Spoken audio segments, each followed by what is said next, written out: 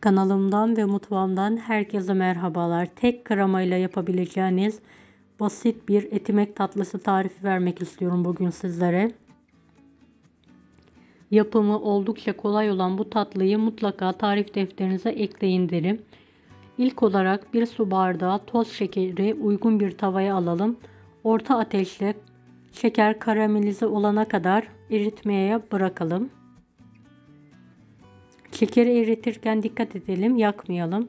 Evet, eriyen şekerin üzerine 2 su bardağı su ekleyelim. Bu aşamada ocağın altı kapalı olsun. Daha sonra altını açalım. Şeker ve su eriyene kadar birlikte orta ateşle kaynatmayı bırakalım. Evet, şeker eriyince altını kapatalım artık. Büyük bir borcama tuzsuz etimekleri dizelim.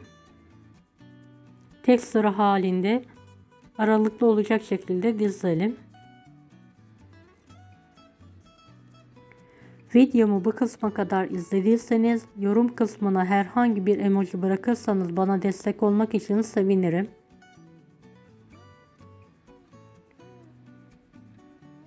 Kalan etimekleri de kırarak aralara ilave ediyorum.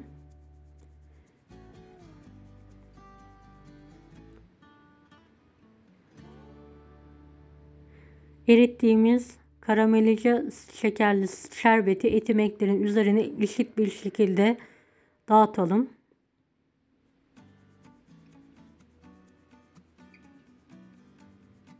Evet, etimeklerin her tarafına gelmesine dikkat edelim şerbetin.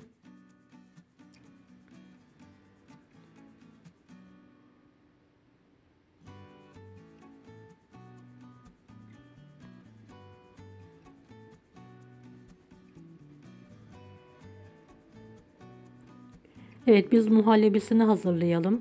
1 yemek kaşığı nişasta, 2 çay bardağı un uygun bir tencereye alınır. Üzerine 1 su bardağı toz şeker, 1 litre süt ilavesi yapılarak bu karışım pürüzsüz olana kadar bir çırpıcı ile karıştırılır.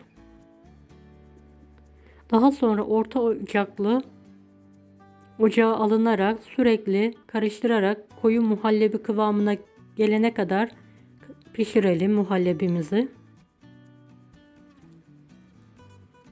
Başından hiç ayrılmadan sürekli karıştıralım. Pürüzsüz, güzel bir kıvam alana kadar pişirmeye devam edelim. Evet, göz göz olduktan sonra ocağın altını hemen kapatmayalım. 2-3 dakika bu şekilde pişirmeye devam edelim. Daha sonra altını kapatalım. 75 gram oda ısısındaki tereyağı ekleyelim ve bir mikser yardımıyla kremayı 5 dakika çırpalım. Bir paket vanilya ekledikten sonra tekrardan karıştıralım. Evet, kremayı hiç soğutmadan direkt etimeklerin üzerine dökerek yayalım. Her tarafına eşit bir şekilde gelmesini sağlayalım.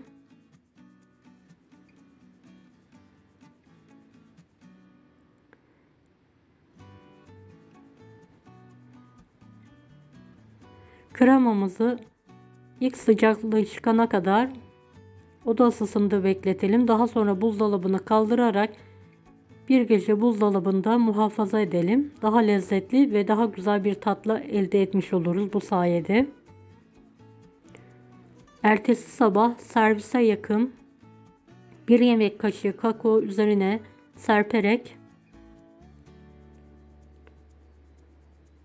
alalım. Kakao yerine Hindistan cevizi de serpebilirsiniz. Ama kakao çikolata lezzetinde güzel bir lezzet veriyor. Tavsiye ederim kakao serpmenizi.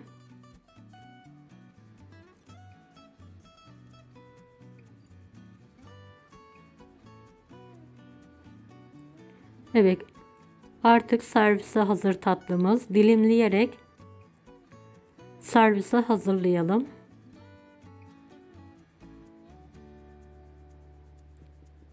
Kalabalık misafirlerinize yapabileceğiniz az malzeme ile basit bir tatlı tarifi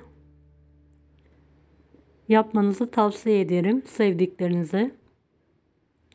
Evet, dilimledikten sonra servis tabağına alarak ikram ediyorum.